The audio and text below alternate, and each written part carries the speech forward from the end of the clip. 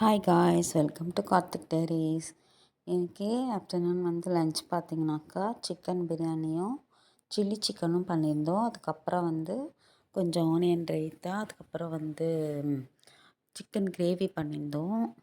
இது chicken biryani whole spices add பண்ணிவிட்டு எண்ணெயிலையும் நெய்லேயும், அதுக்கப்புறம் வெங்காயம் தக்காளி இஞ்சி போட்டு பேஸ்ட்டு, பச்சை மிளகா, புதினா, chilli powder, garam masala powder, biryani masala எல்லாம் போட்டு ஆட் பண்ணிட்டு நான் 5 tumbler basmati rice half an hour முன்னாடியே ஊற வச்சுருந்தேன்.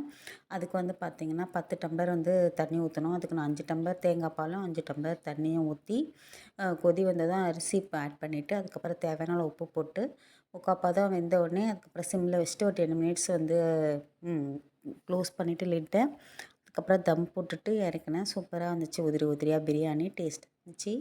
அதுக்கப்புறம் சைட் டிஷ் பார்த்திங்கன்னா சில்லி சிக்கன் வச்சு சாப்பிட்டோம். என்னுடைய வீடியோஸ் பிடிச்சிருந்தால் லைக் பண்ணுங்கள், ஷேர் பண்ணுங்கள், கமெண்ட் பண்ணுங்கள். Thank you to all.